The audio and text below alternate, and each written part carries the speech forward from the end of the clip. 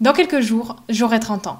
Et cette étape symbolique m'a permis de faire une petite rétrospective du chemin parcouru. Il y a 5 ans, je me trouvais dans une situation bien différente de celle d'aujourd'hui.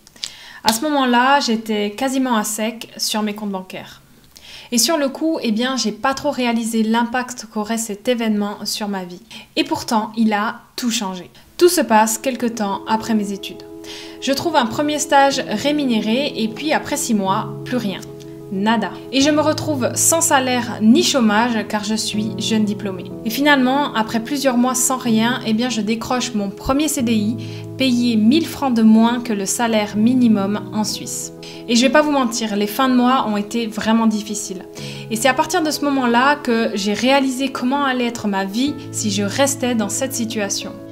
Et ça voulait dire travailler 40 heures par semaine pendant 40 ans, pour un salaire dans la moyenne. Alors si vous aimez votre boulot, c'est cool, tant mieux. Mais par contre, si vous ne l'aimez pas, 40 ans, c'est long. Et pour moi, une chose était sûre. Je ne voulais pas juste avoir quelques milliers d'euros sur un compte bancaire. Je voulais avoir plus d'argent pour ne plus jamais avoir à me soucier de mes finances. Je voulais avoir plus d'argent pour arrêter de travailler avant l'âge légal de la retraite, qui, soit dit en passant, sera probablement à 70 ans dans mon cas. Et surtout, je voulais avoir plus d'argent pour avoir le choix.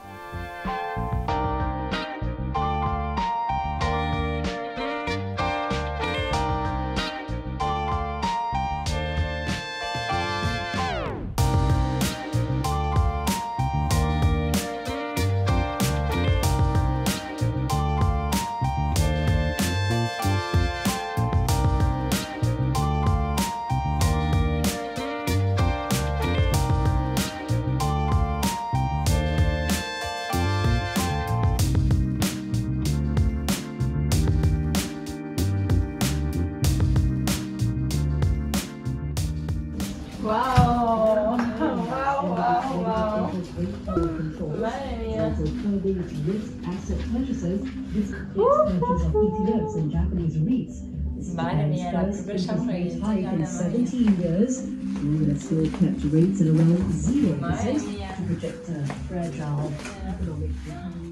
Aujourd'hui, on change un petit peu de décor. Je me trouve à Singapour dans un hôtel en forme de bateau et je vous emmène avec moi en voyage pour parler de ce qui a changé dans ma vie et des expériences que j'ai pu tirer de ma vie de toute jeune adulte. Je vous propose de prendre un petit peu hauteur pour parler de tout ça.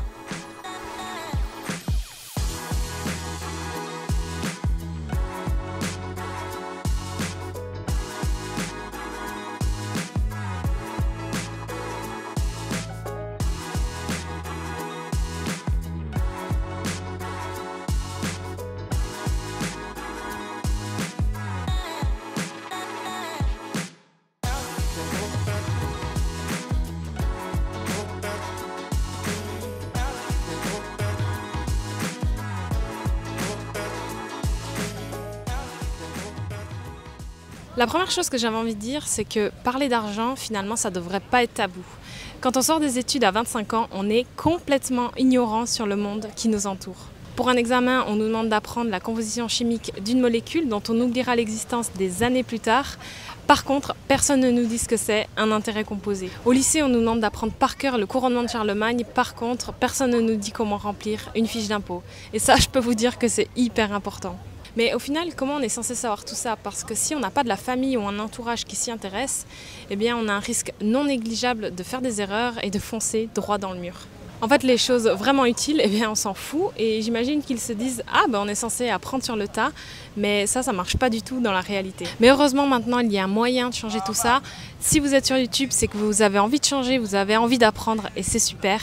Maintenant, c'est à vous aussi d'en parler, de diffuser le message à votre entourage, que ce soit votre famille, vos amis ou même votre partenaire. Apprenez-leur à devenir autonomes et à mieux s'informer sur la manière de gérer leurs finances. Et je peux vous dire que c'est l'un des meilleurs conseils que vous pourrez leur donner dans la vie.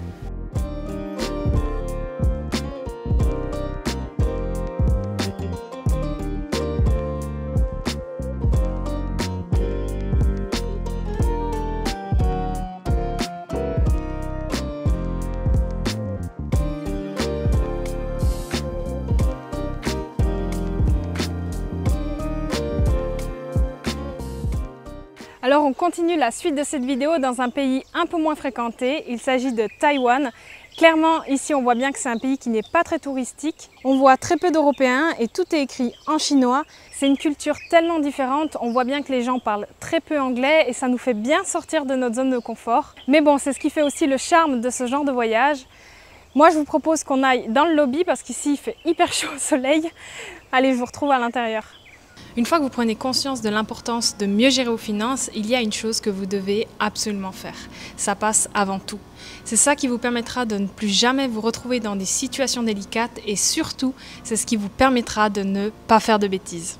Cette chose, c'est d'avoir une épargne de sécurité. En fait, il s'agit d'avoir une réserve d'argent qui est disponible immédiatement depuis un compte bancaire et que vous pouvez avoir du jour au lendemain. Si un jour vous avez un problème et que vous devez payer rapidement plusieurs milliers d'euros, genre la voiture qui tombe en panne, eh bien vous avez cet argent directement accessible et vous n'avez pas besoin de faire un crédit à la consommation. Une fois que vous aurez établi un budget qui vous permettra de mieux planifier, vous saurez exactement combien il vous reste à la fin du mois et combien vous pourrez mettre dans ce fonds d'urgence. Alors évidemment, le montant de cette épargne de sécurité va dépendre de votre situation personnelle, si vous êtes salarié ou non, donc si vous avez un salaire qui tombe tous les mois, si vous avez des responsabilités comme des enfants, ou encore par rapport aussi à votre niveau de stress face à l'argent. Et après cette période de galère, je peux vous dire que je ne veux plus jamais me retrouver dans cette situation. Et c'est pourquoi maintenant j'ai une épargne de sécurité assez importante, en tout cas plus que ce que je devrais, parce qu'il faut dire que je suis salariée, donc j'ai un salaire qui tombe, j'ai pas d'enfant pour le moment, donc je pourrais avoir un petit peu moins, de l'ordre de 2 à 3 fois mon salaire. Mais voilà, j'ai beaucoup plus parce que j'ai vécu une situation qui m'a traumatisée. Alors clairement, il y a pire comme traumatisme, hein, on est d'accord, mais c'est une expérience qui m'a assez bouleversée et beaucoup impactée. Au final, cet argent, eh bien, il dort à la banque, il me rapporte quasiment rien. D'ailleurs, avec l'inflation, il perd même de la valeur. Il serait mieux bien investi en bourse, je sais, mais voilà, c'est un argent que j'ai besoin pour me sentir tranquille parce que grâce à lui, je sais que je peux faire face à n'importe quel problème financier. On est ici, là, dans celui-là, le petit, forcément. Ça coûte moins cher. Ici, ce sont des hôtels perdus au milieu de nulle part. Le 7-Eleven le plus proche, il est genre à 1 km. Donc voilà, on a juste le restaurant de l'hôtel pour manger et puis des distributeurs de boissons pour boire de l'eau potable. On est à Hualien, c'est là où on peut visiter les gorges de Taroko.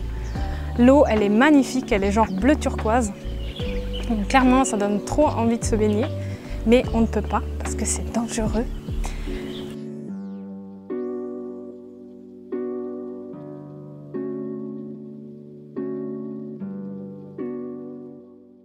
Une autre leçon que j'ai appris dans ma vingtaine, c'est de savoir prendre ses responsabilités. Parce que si j'ai pas trouvé de travail, eh bien c'est facile de se dire que c'est la faute des autres. Alors c'est peut-être le cas, peut-être pas, mais au final je suis pas si innocente dans l'histoire. Pendant que je recherchais mon premier travail, j'avais des contraintes. Donc forcément je partais pas dans les meilleures conditions. Déjà premièrement, j'ai fait des études en sciences criminelles. Donc le champ des possibles était vraiment limité pour trouver un boulot. Ensuite, j'habite en Suisse et je voulais rester en Suisse, donc c'est un pays petit, donc bon courage pour trouver là aussi. Et enfin, la troisième chose, c'est que je ne parle pas allemand dans un pays où on est bilingue français-allemand. Donc avec toutes ces conditions, eh bien j'étais bien partie pour trouver un boulot. Mais au lieu de blâmer les circonstances et les employeurs qui ne voulaient pas m'embaucher, eh bien j'ai décidé de prendre mes responsabilités. J'ai commencé à travailler sur moi-même, à améliorer mes compétences et surtout à essayer de m'ouvrir de nouvelles opportunités. C'est à ce moment-là eh bien, que j'ai appris à coder en autodidacte. Alors mon niveau était loin d'être incroyable, hein, croyez-moi, c'était vraiment pas terrible pour le début, mais en tout cas ça m'a permis d'obtenir un premier boulot et c'est par la suite que j'ai réussi à m'améliorer. Lorsqu'on dépose un CV et qu'on reçoit refus sur refus, eh bien je peux vous dire que c'est vraiment démotivant. Moralement, on se sent au fond du trou et on a envie de vouloir à la terre entière. Alors clairement, ça n'a pas été facile du tout, mais j'ai compris que je devais assumer la responsabilité de mon futur et de ma carrière parce que personne d'autre n'allait le faire à ma place. Finalement, le fait d'arrêter de m'apitoyer sur mon sort m'a permis d'ouvrir de nouvelles portes que j'aurais jamais imaginées. Depuis, j'ai trouvé un nouveau boulot, cette fois beaucoup plus lié à mes études, et le point bonus, c'est que je code la majorité du temps et j'adore ça. Alors même si parfois c'est tentant de rejeter la faute sur les autres, rappelez-vous que vous avez le pouvoir de changer votre futur en prenant vos responsabilités et en étant déterminé.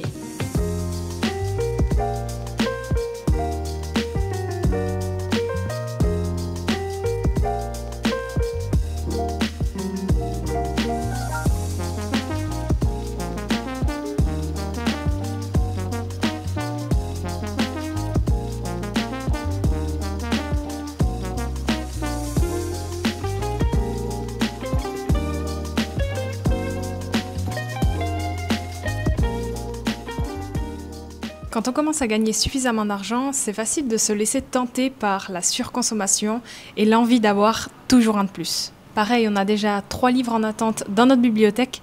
Pourtant, une fois qu'on se retrouve à la librairie, eh bien, on a envie d'en racheter encore un. Et on a en tout cas plus de 10 t-shirts dans nos garde-robes, mais pourtant, ça ne nous empêche pas d'en racheter encore un parce que cette couleur-là est vraiment unique. Une leçon importante que j'ai apprise au cours de ces dernières années, c'est que la qualité prime sur la quantité d'objets que nous accumulons. Pendant longtemps, j'ai cru que la richesse se mesurait en nombre de possessions matérielles.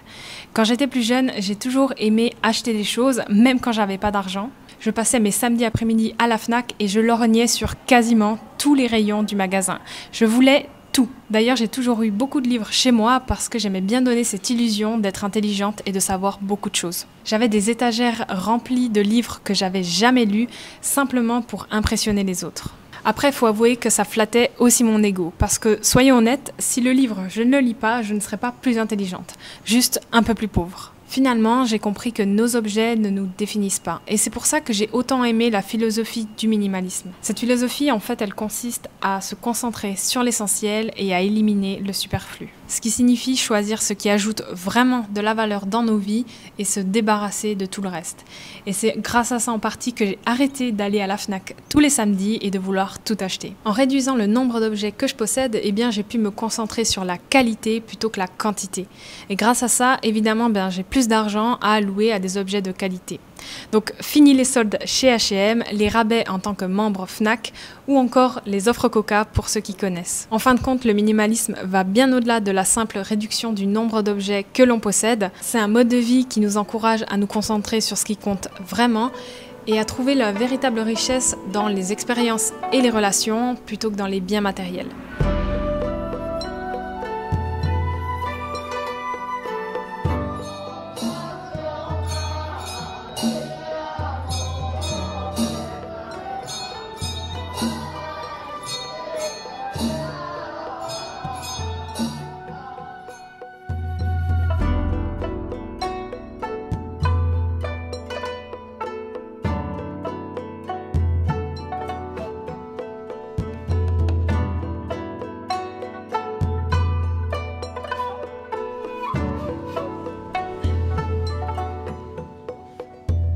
Bon, une fois que vous prenez conscience de l'importance de mieux gérer vos finances, eh bien, il y a une nouvelle problématique qui apparaît, c'est de se demander quel est le but de tout ça. Parce que amasser de l'argent pour ramasser de l'argent, eh bien, ça n'a aucun intérêt. Vos valeurs personnelles, au final, ce sont un petit peu les principes qui vont guider vos décisions financières et qui vont définir ce qui est important pour vous dans la vie. Et c'est donc essentiel que vous réfléchissiez à ce qui vous motive vraiment, ce qui vous apporte de la joie et de la satisfaction. Et ces valeurs personnelles, au final, c'est elles qui vont vous servir de fondement pour guider vos décisions financières et surtout, elles vont vous aider à prendre de meilleures décisions. Pour ma part, je veux profiter au maximum de vivre des expériences tant que je suis jeune parce que clairement, ici à Taïwan, je ne me vois pas du tout venir quand j'aurai 60 ans. Il faut être honnête, ça nous fait bien sortir de nos zones de confort et des petits cocons suisses dans lesquels je suis habituellement. Clairement, ce voyage à Taïwan, il va rester dans ma mémoire pour toujours. En tout cas, beaucoup plus que si j'avais dépensé tout cet argent pour un sac Louis Vuitton. En fin de compte, l'idée, c'est de prendre des décisions financières qui reflètent vos valeurs et surtout, je dirais que le conseil le plus important, c'est de ne pas attendre avant de vivre ce genre d'aventure.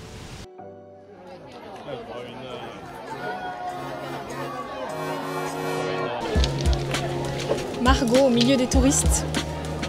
Margot qui adore les touristes.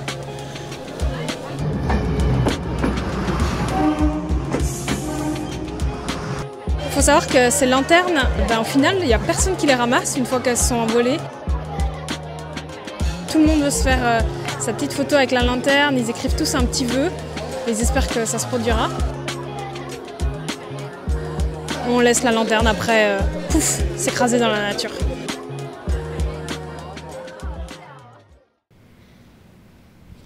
Et enfin, un dernier truc que j'avais envie de mentionner, c'est que la richesse, ça prend du temps. Au début, c'est lent, horriblement lent. Perso, j'ai pas gagné au loto, j'ai pas hérité et je n'ai pas acheté du bitcoin quand il était à 10 €.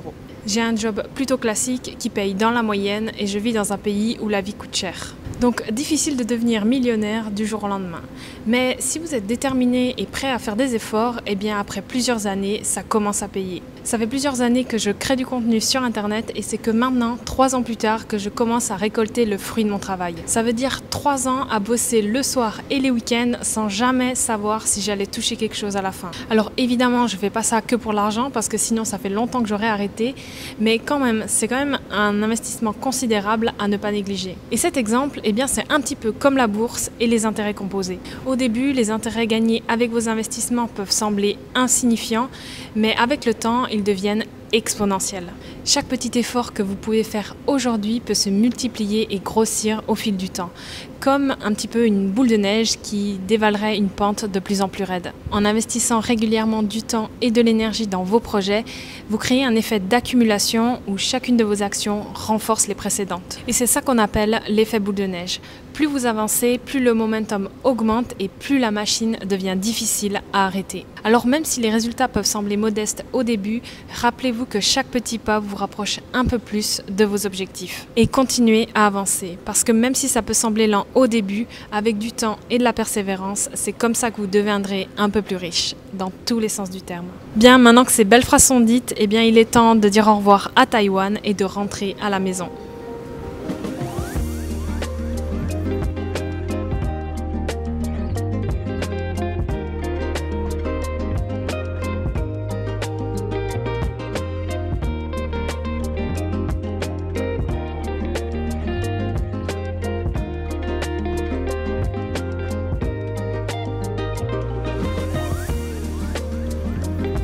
Lucette! Lucette! Lucette! Lucette! Lucette! On t'a manqué? Oui, Margot, tu m'as beaucoup manqué. Et en fin de compte, ce que j'avais envie de partager, c'est que si j'avais trouvé un job rapidement, eh bien, je n'aurais rien appris de tout ça. L'argent serait tombé tous les mois et je l'aurais dépensé jusqu'à ce qu'il n'y en ait plus. Mais c'est précisément parce que j'ai dû faire face à certains problèmes financiers que j'ai pu apprendre tout ça. Parce qu'au final, personne autour de moi ne m'aurait montré comment faire. Mais heureusement maintenant, vous pouvez apprendre des erreurs des autres plus facilement, notamment grâce à YouTube, et ça je trouve vraiment chouette. Voilà, j'espère que vous avez apprécié voyager avec moi à l'occasion de mon anniversaire. Si vous avez aimé la vidéo, eh bien je vous laisse la liker, l'algorithme sera content. Et bien sûr, si vous avez des leçons ou des expériences que vous souhaiteriez partager, je vous laisse le faire dans les commentaires. Bien sûr, je lirai tous vos messages. Merci d'avoir regardé la vidéo jusqu'au bout et je vous dis à bientôt pour la prochaine. Comme un enfant abandonné. Je regarde comme un enfant abandonné.